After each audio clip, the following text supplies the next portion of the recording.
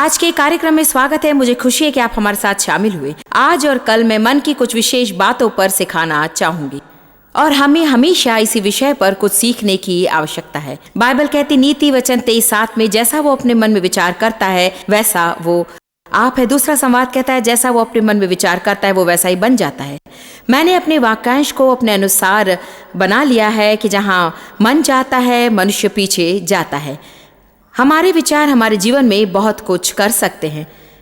अब भी आप अपने भविष्य के बारे में बहुत कुछ सोच रहे होंगे। शायद अब भी आपके जीवन में क्या हो रहा है आप ध्यान नहीं दे रहे होंगे। हो सकता है आपके कुछ विचार शायद गलत विचार जो आपने अतीत में किए हों। मैंने बैटलफील्ड ऑफ द माइंड एक पुस्तक लिखी है और जब मैंने ये पुस्तक लिखी तो मुझे अंदाज़ा नहीं था कि किस तरह परमेश्वर मुझे इस्तेमाल करेगा। फिर भी मैं हैरान हूँ कि इतने सालों में उसने मुझे जारी रखा। मैं चाहती हूँ कि बैटलफील्ड ऑफ द माइंड ये पुस्तक आपके पास होनी चाहिए। तो शायद आपको एक मुट्ठी भर लोग मिलेंगे जो ये पुस्तक खरीदना चाहते हैं। मैं आपको कहती हूँ कि लोगों के मन के क्षेत्र में बहुत ही समस्या है। शैतान हमारे मन के विपरीत आता है। वास्तव में हम बाइबल में सीखते हैं कि मन ही युद्ध का मैदान है और शैतान इसी जगह हमसे झूठ बोलता है, हमारे विपरीत आता है और लाभ उठाता है। अगर वो हमारे विचारों को नियंत्रण कर सकता है तो वो हमारे भाग्य का भी नियंत्रण करेगा। पहला धर्मशास्त्र मैं आपसे बांटना चाहती हूँ। 2 कुरिन्थियों अध्याय 10 पद 4 और 5 ये कहता है हमारे लड़ाई के हथियार शारीरिक नहीं है, मांस और लहू के हथियार, फिर भी हम गढ़ों को ढा देने के लिए परमेश्वर द्वारा सामर्थी हैं। शैतान हमारे मन में गढ़ों को ढा देना चाहता है और ये गढ़ हमारे मन का क्षेत्र है जहां पर शैतान हमारे विचारों पर नियंत्रण करना चाहता है। वास्तव में उसने उस क्षेत्र को घेर रखा है क्योंकि वो क्षेत्र हमारे विचारों को नियंत्रण करता है, वो हमारे जीवन को भी नियंत्रण कर सकता है। क्या आपको मालूम है कि एक झूठ के सहारे आप अपना जीवन बिता सकते हैं? मेरी पुस्तक बैटलफील्ड ऑफ द माइंड से मैं 16वें पेज से कुछ पढ़ना चाहती हूँ जो इन गढ़ों के विषय में बात करता है। धूर्त युद्ध नीति और धोखा देकर शैतान हमारे मन में गढ़ों को ढाने के लिए प्रयत्न करता है। गढ़ ऐसे क्षेत्र हैं जहां हम गुलामी के बंधन में फंस जाते हैं हमारी गलत सोच के कारण। बचपन में मेरे जीवन पर दुर्व्यवहार हुआ था क्योंकि शैतान मुझसे झूठ बोला और मेरा इस्तेमाल हुआ और उसने कहा कि मैं किसी चीज़ के लायक नहीं हूँ, या अगर मुझे कोई चाहेगा तो मैं दूसरे स्थान पर ही रहूँगी, या अगर कभी कुछ करूँ तो मुझे हमेशा दूसरा स्थान ही लेना पड़ेगा। क्योंकि मेरे जीवन में मेरा इस्तेमाल हुआ है, मैं शोषित हुई हूँ। शैतान ने मुझसे कहा कि बचपन में मेरे साथ जो कुछ हुआ मेरे पूरे जीवन पर प्रभाव डालेगा। मैं यही बहुत सालों तक विश्वास करती रही। शैतान ने झूठ बोला और मैं उस पर विश्वास करती रही और क्योंकि मैंने उसके झूठ पर विश्वास किया उसका झूठ मेरे जीवन की वास्तविकता हो गई। जहां मन जाता है वहां मनुष्य पीछा करता है। जैसे ही मैंने परमेश्वर के वचनों को पढ़ना शुरू किया तो मैंने सच्चाई का अनुभव किया और सच्चाई ने मुझे आज़ाद किया और दैनिक जीवन के आधार पर यह आज़ादी जारी रही। यही नहीं मुझे अनुभव हुआ पर बड़ी संख्या के लोगों का अनुभव है कि परमेश्वर के वचन से ही वे आज़ाद हुए। मुझे मेरे जीवन की सच्चाई का पता चला ये कि मेरा दुरुपयोग हुआ। सच्चाई ये है कि इसका कुछ टिकाऊ परिणाम था। सच्चाई ये है कि मुझे चोट पहुंची है। सच्चाई ये है कि मेरे साथ अन्याय हुआ। लेकिन परमेश्वर के सच्चे वचन मेरी सच्चाई से बहुत ही ज़्यादा ताकतवर हैं। परमेश्वर के वचन सामर्थ्य से परिपूर्ण। सच यह है, बाइबल कहती है उसके वचन जीवित हैं और उसके वचन में अंदरूनी सामर्थ है। आइए देखते हैं 2 कुरिन्थियों अध्याय 10 पद 5। कोरी कल्पनाएं ये हथियार विभिन्न तरीकों से परमेश्वर के वचनों द्वारा घटित होते हैं। हमारी कोरी कल्पनाएं और हर एक ऊंची अभिमानी और अहंकारी बात को जो परमेश्वर की ज्ञान के विरोध में उठती है खंडित करती है और हर एक भावना को कैद करके मसीह का आज्ञाकारी बना देते हैं। तो ये ऐसे काम करता है। शैतान मुझसे झूठ बोलता है और अगर मैं परमेश्वर के वचन नहीं जानती हूँ तो मैं झूठ पर विश्वास करूंगी और मैं उसकी गुलामी करूंगी और वो जो कुछ कहता है मैं विश्वास करती हूँ। कुछ साल पहले मुझे याद है मैं सुबह उठती और मुझे यही विचार आता कि मैं निराश हूँ, तब दिन भर मैं निराश ही रहती। जब मैं प्रभु के वचन पढ़ती हूँ कहता है कि मैं भारीपन की आत्मा को स्तुति के आभूषण पहनाऊं तो मुझे निराश नहीं होना पड़ेगा। उसने मुझे निराशा की खाई से मुक्ति दिलाई है। इसलिए अब जब मैं उठती हूँ तो ये विचार मुझे आता है तो मुझे निराशा महसूस होती है। मैं सिर्फ कहती हूँ कोई बात नहीं, मैं जैसे भी महसूस करती हूँ, पर मैं ये जानती हूँ कि परमेश्वर के वचनों में सच्चाई है। वचन कहता है कि परमेश्वर की खुशी ही मेरी ताकत है और इस दिन को परमेश्वर ने बनाए उसी में मैं प्रसन्न रहूंगी। इसलिए मैं निराशा को फेंक देती हूँ और स्तुति के आभूषण पहनती हूँ। देखिए, जब तक मैं परमेश्वर के वचन नहीं जानती थी ऐसा नहीं कर सकती थी। दूसरा कुरिन्थियों 10 कहता है हमारे युद्ध के हथियार हम उससे सीखते हैं। हम युद्ध के मैदान में हैं पर हमारे पास हथियार हैं। ये हमारे शारीरिक हथियार नहीं हैं, ये स्वाभाविक साधारण हथियार नहीं हैं, ये सांसारिक हथियार नहीं है, तो ये अवश्य आत्मिक हथियार होंगे। हमारे हथियार प्रभु के वचन है जिनका हम कई तरीकों से इस्तेमाल करते हैं। अगर परमेश्वर के वचन को आप गाते हैं तो वे हथियार बन जाते हैं। अगर उनके वचन को सुनते हैं तो वे भी हथियार बन जाते हैं। क्यों? क्योंकि परमेश्वर का वचन आप सुनते हैं तो आपका मन ताज़ा हो जाता है। बाइबल कहती है रोमियो 12 में, यद्यपि परमेश्वर ने हमारे लिए अच्छी योजना बनाई है, आप सचमुच उसकी योजनाओं का अनुभव नहीं कर सकते हैं। वो आपके जीवन में लागू नहीं होगी जब तक आपका मन नवीनता में न हो। इफिसियों 4 कहता है हमारा मन और हमारा व्यवहार प्रतिदिन नया होना चाहिए। आप प्रभु के वचन को गा सकते हैं, उसके वचन सुन सकते हैं, उसके वचन को बोल सकते हैं, उसके वचन को आप पढ़ सकते हैं। और मैं अभी आपसे कहती हूँ और मेरा भी ये विश्वास है कि आपके जीवन में बदलाव अवश्य आएगा। हमारे सम्मेलन में हम बहुत लोगों से मिलते हैं जो सचमुच कुछ अविश्वसनीय संकट और पीड़ा से गुजरते हैं। ये मेरे हृदय को छू लेता है जब हम ये जानते हैं कि हमारी प्रस्तुति से कैसे लोगों के जीवन बदल गए हैं, जैसे कि हमारी पुस्तक बैटलफील्ड ऑफ द माइंड। इस गवाही का आनंद लें।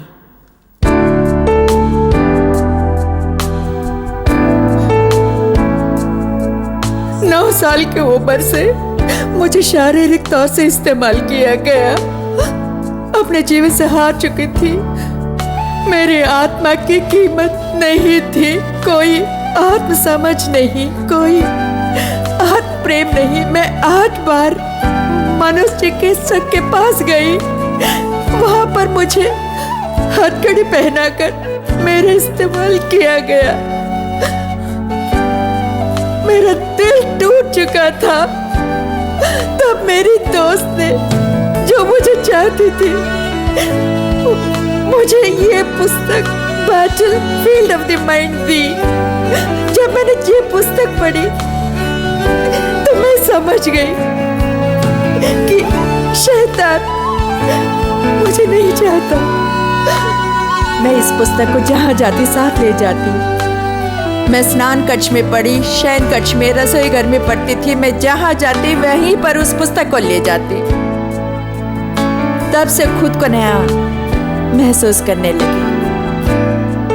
नई मुस्कान मिली, नई दृष्टि, नया व्यक्तित्व। तो मेरे माता पिता और मेरा परिवार मुझे नहीं जानते थे।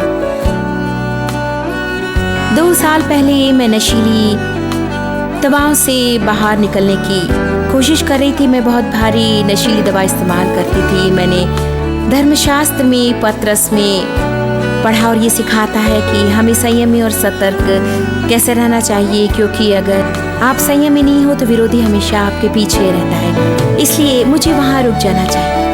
पर मेरे चारों तरफ लोग मुझे हमेशा वापस लाना चाहते थे। मैं सैम्स क्लब की दुकान की ओर जा रही थी। मुझे पुस्तकें बहुत पसंद है, इसलिए मैं पुस्तक विभाग में गई। जब मैं शीर्षकों को देख रही थी तो मैंने ये पुस्तक बैटलफील्ड ऑफ द माइंड देखी और मैं पुस्तक खोलकर पढ़ने लगी और क्षण भर के लिए मैं रुक गई। ये पुस्तक तो मुझसे बातें करने लगी। मैं बस पढ़ती रही, पूरी दुकान में पढ़ती घूमने लगी, पर पुस्तक को नीचे नहीं रखा। मेरी अंतरात्मा कहने लगी, अगर पुस्तक नीचे रखोगी तो तुम कुछ चूक जाओगी, यदि तुम पुस्तक को ताक पर रखोगी तो जाकर कुछ चीज़ें जाने से चूक जाओगे। इस तरह आज तक मुझसे किसी ने ऐसी सीधी बातें नहीं की थी। मैं सचमुच प्रभावित हुई क्योंकि मुझे सचमुच साधारण आत्मसम्मान मिला और मैं कैसे नशीली पदार्थ का प्रयोग करने लगी थी कि मैं हमेशा पूरी तरह से नशे में रहूं और वहाँ से बाहर निकलने का कोई मार्ग नहीं था।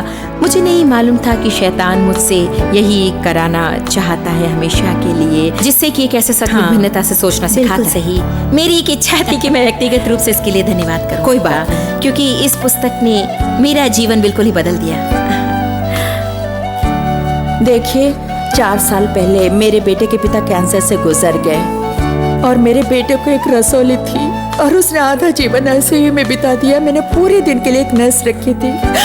मुझे भी खाने में तकलीफ थी, बुलिमिया और मेरा वजन 300 पाउंड था। यदि आज मेरा शरीर इतना ही भारी होता तो मैं अब तक मर चुकी होती।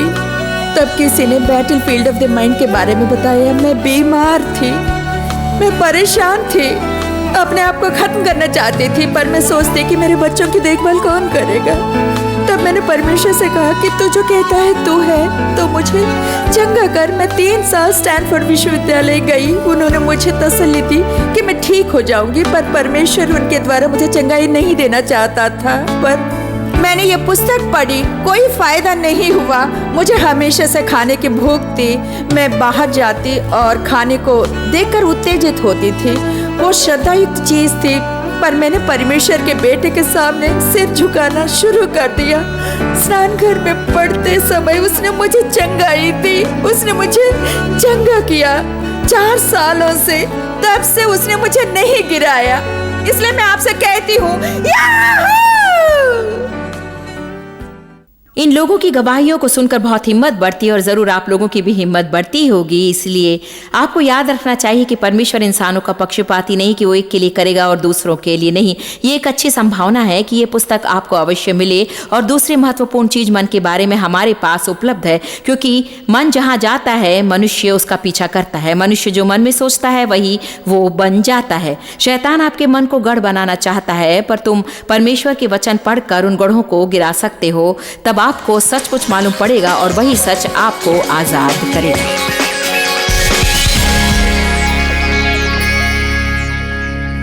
बाइबल मन की आत्मा के बारे में बहुत अद्भुत धर्मशास्त्रों से भरी पड़ी है।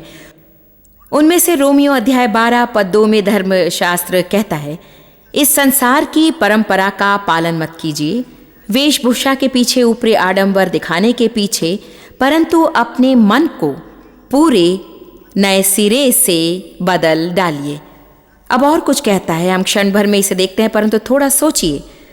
संसार की तरह मत बनो, संसार की तरह मत सोचो, एक नए प्रकार का जीवन जियो। वही पुराना जीवन जो पहले था वैसा मत चाहो। मसीह को अपना उद्धारकर्ता स्वीकार करो। ऐसे कई लोग हैं जो मसीह को अपना उद्धारक मानते हैं, लेकिन उनके लिए चीजें नहीं बदलती क्योंकि वे अपने विचारों को नहीं बदलते। यदि आप नया जीवन चाहते हैं जैसा कि यीशु चाहता है, तो आप वैसा सोचना शुरू करें जैसे परमेश्वर सोचते हैं और परमेश्वर के साथ अपने विचारों को सहमत रखें। इस संसार के सदृश ना बने। हम संसार में रहते हैं पर हम संसार के नहीं हैं। पर जो कोई अपने मन को नवीन कर बदलाव लाएगा, परमेश्वर की इच्छा उसे क्या अच्छा और क्या सही और मानने योग्य है साबित करती है। हमारी नजर में भी वही चीज सही, अच्छी और मानने योग्य हो जाएगी। ये हमें यही कहती है कि हमारे जीवन में परमेश्वर ने एक अच्छी योजना बनाई है। यिर्मयाह 19:11 ये कहती है और इफिसियों 2:10 भी यही कहता है कि परमेश्वर ने हमारे जीवन के लिए एक अच्छी योजना बनाई है और मेरे जीवन के लिए भी। वो अच्छा प्रभु है। वो हमें कूड़ा करकट नहीं देना चाहता। वो हमारे जीवन में कुछ आदर युक्त और अद्भुत करना चाहता है, पर चाहता है कि हम उस पर आशा रखें। कई लोग अपने जीवन में कुछ अच्छा चाहते हैं, पर वे हर पल के लिए नकारात्मक सोच रखते हैं। बाइबल कहती है यशायाह 30 में कि परमेश्वर स्वर्ग में इंतजार करता है और विलंब करता है कि कोई ऊंचा उठे और उस पर दया हो, क्योंकि प्रभु न्यायी परमेश्वर है। क्या ही धन्य है वो जो उस पर आशा लगाए रखते हैं। ऐसा एम्प्लीफाइड बाइबल में लिखा गया है। जरा इसके बारे में सोचिए। परमेश्वर स्वर्ग में विराजमान है, किसी अच्छे व्यक्ति को खोजता है ताकि वो किसी पर दया करे जो उस पर आशा लगाए हुए है। शायद आप ही वो हो, शायद आप जो लंबे समय से मसीह में हो। आपने अब तक अपने जीवन में कोई जय महसूस नहीं की और आप में बदलाव नहीं हुआ है। आपको ये सोचना होगा कि पहले आप क्या सोचते थे। मेरे पति ने मुझसे एक दिन कहा कि तुम्हें क्या तकलीफ है जॉयस, तुम क्यों इतनी नकारात्मक हो। मैं जो कुछ भी कहता हूँ, हर तरह का सुसमाचार लाता हूँ, पर तुम हमेशा कोई नकारात्मक आलोचना करती।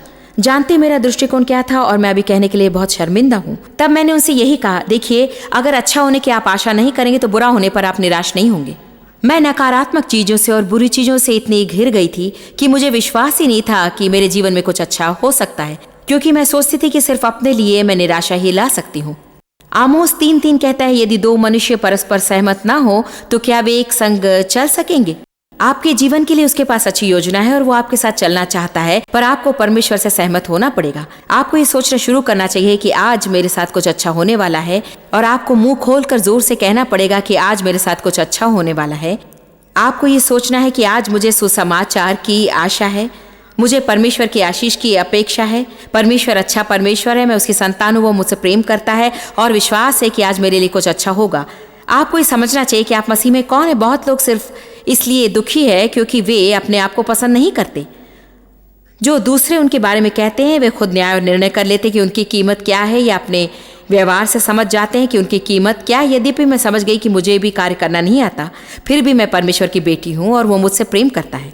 हालांकि मैंने उसके प्रेम के लिए कुछ किया नहीं है, फिर भी वो मुझसे प्रेम करता है। प्रभु मुझे चाहता है। बाइबल कहती क्योंकि वो हमें विजेता से बढ़कर मानता है। परमेश्वर न सिर्फ मुझसे प्रेम करते हैं बल्कि परमेश्वर आपसे भी प्रेम करते हैं। फिर भी यदि आप विश्वास नहीं करते तो आप अपने जीवन का आनंद नहीं ले सकते। हर समय यदि आप जो गलती आपने की उसी के बारे में सोचते रहें तो एक गलत सूची अपने लिए तैयार करेंगे, तो आप अपने जीवन का आनंद नहीं लेंगे जो प्रभु यीशु ने मरकर आपको दी। मन को नवीन बनाए रखें। 2 कुरिन्थियों 5:17 नई चीजें सीखनी जरूरी है। यदि कोई व्यक्ति मसीह में है तो वो नई सृष्टि है, पुरानी बातें बीत गई, देखो वो सब नई हो गई। आपको धर्मशास्त्र 2 कुरिन्थियों 5:21 में वैसा ही सीखना आवश्यक है। जो पाप से अज्ञात था उसी को परमेश्वर ने हमारे लिए पाप ठहराया ताकि हम उसमें परमेश्वर की धार्मिकता बन। इन 2 वचनों को अगर आप पढ़ेंगे और याद करेंगे और सीखेंगे तो आपने सीख लिया। आपको अतीत में जीने की आवश्यकता नहीं। जब आपने मसीह में फिर से जन्म लिया तो पुरानी बातें बीत गई। आप एक नई सृष्टि हैं, आप एक नई आत्मिक चिकनी मिट्टी हैं। पवित्र आत्मा आपके साथ कार्य करना चाहती है और वो आपको अपने जीवन के बाहर कुछ नया बनाना चाहती है। जानते मैं भी आपसे क्या कहना चाहती हूँ, लोगों को आशा दें। तो अभी इसी समय मैं आशा के लिए आपसे प्रवचनों को कहना चाहती हूँ। लाखों लोग देख रहे हैं और मैं आशा देना चाहती हूँ कि आपका अतीत आपके भविष्य पर कोई प्रभाव नहीं डालेगा। अगर आपको ये मालूम नहीं है तो शैतान आपसे झूठ बोलेगा, वो आपके मन में गलत विचार डालेगा और यदि आप गलत विचारों पर विश्वास करने लगे तो वो आपके जीवन की वास्तविकता बन जाएगी। इस संसार के सदृश न बने पर अपने मन को संपूर्ण नवीनता में बदल कर जीवन में बदलाव लाएं।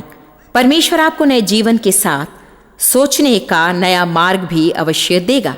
जहां मन जाता है वहां मनुष्य पीछे जाता है। सदा गरीब ना रहें, प्रभु चाहता है कि हम आगे बढ़ें। सदा रोगी ना रहें क्योंकि प्रभु यीशु चंगाई देने वाला है। आपके अच्छे मित्र हो सकते हैं, आपके उनके साथ अच्छे संबंध हो सकते हैं। शैतान को ये कहने का मौका न दो कि जिस किसी ने आपके साथ संबंध रखा उन्होंने आपको दुख दिया और इस कारण आप अपने आप को अलग करें। उन लोगों से ना उलझे क्योंकि आपको फिर से चोट पहुंचेगी।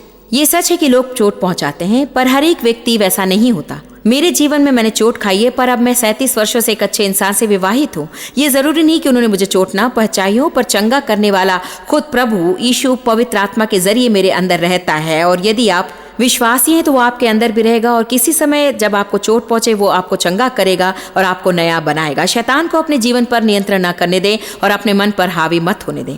चाहे कितनी ही गहरी समस्या क्यों न हो, चाहे सरकारी आंकड़े जो भी बताते हो या आप सोचे कि आप कितनी दूर पहुंचे हैं, प्रभु के वचन में अवश्य चंगाई है। तानिया विलियम इसकी सही उदाहरण है।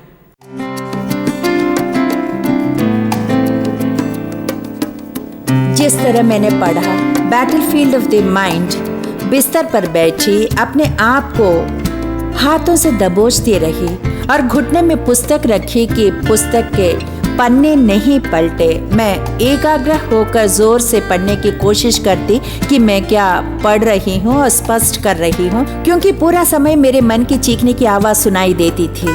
12 से 24 की उम्र के बीच मैंने 13 बार आत्महत्या करने की कोशिश की। मुझे 15 बार भिन्न दिमागी अस्पताल में भर्ती किया गया। उन्होंने मेरा निरीक्षण किया और निराशा ही हाथ आई। आत्महत्या आदर्श स्वरूप, उसका मतलब आप कभी भी ठीक नहीं होंगी। तानिया विलियम्स को याद नहीं कि कब उसका मानसिक, शारीरिक और यौन शोषण शुरू हुआ। वह कहती है कि उसका बचपन रहस्यमय अंधेरे में था और बहुत यादें वो भूल गई है, पर उस पल की कद्र करती है जब उसने परमेश्वर को अपना जीवन दिया। तब उसे मालूम हुआ स्वर्ग में उसके लिए एक स्थान है, पर पृथ्वी पर अभी भी उसका जीवन डरावने सपने की तरह था। वह परमेश्वर के साथ रहना चाहती थी और उसका जीवन उसके मार्ग में खड़ा था। तभी से आत्महत्या की कोशिश शुरू हुई।